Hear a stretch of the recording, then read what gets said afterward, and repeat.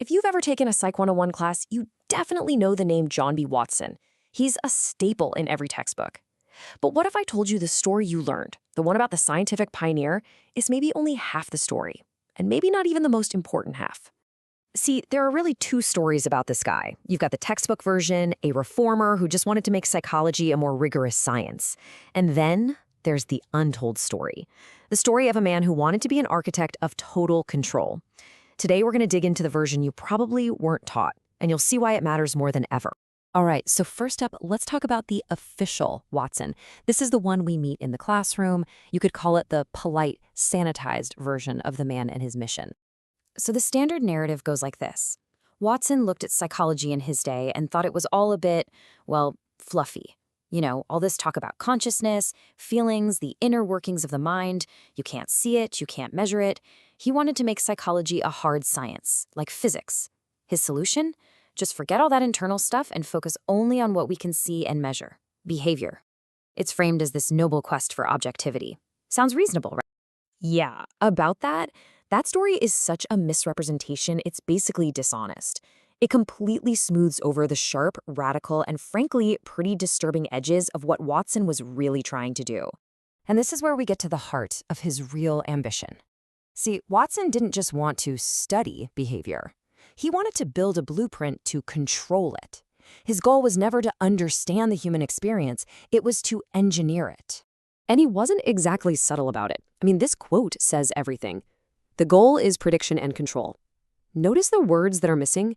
Things like understanding, meaning, well-being. Nope. For Watson, all of that was just a distraction from the main event, making human beings predictable and therefore controllable. So his behaviorism wasn't just a method. It was an entire worldview. He didn't just ignore the mind because it was hard to measure. He saw the mind, our inner life, our sense of free will as an obstacle. It was messy, it was unpredictable, and it got in the way of perfect, systematic control. And this brings us to his most famous and most chilling boast. He claimed that anyone's talents, their passions, their inner calling, all of it was completely irrelevant.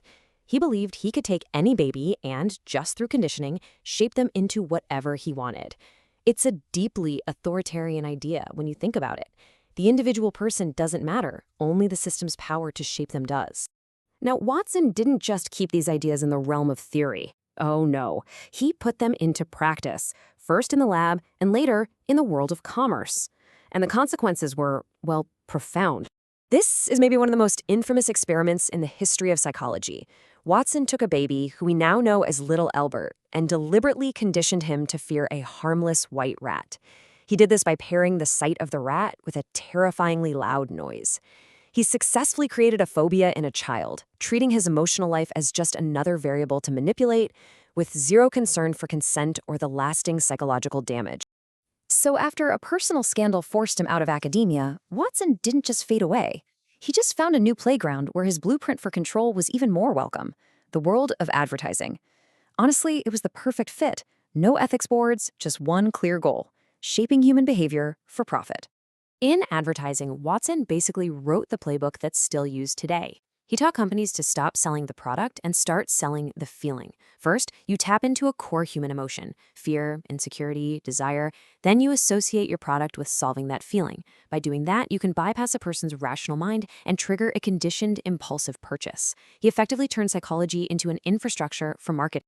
So, why does any of this century-old history matter to you right now? Well, because Watson's blueprint for control didn't disappear.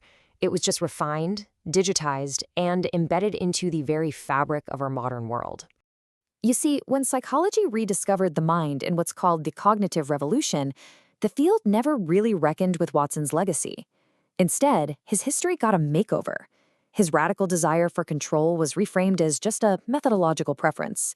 His extremism was downplayed, making his really dangerous ideas seem like just another stepping stone in the march of science.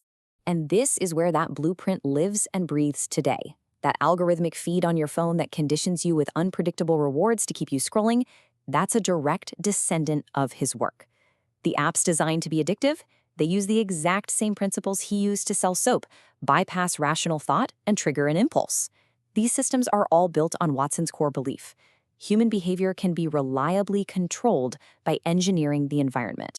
And this brings us to a really crucial question.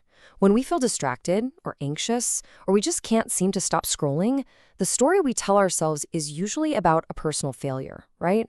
A lack of willpower or discipline. But what if it's not? What if we are simply having a predictable human response to living inside an environment that was meticulously designed to manipulate us?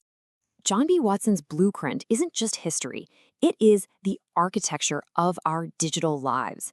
And until we learn to see the systems of control that he helped design, we are going to keep mistaking that manipulation for a personal failure. Recognizing this history isn't just an academic exercise. It's the very first step toward reclaiming our own agency.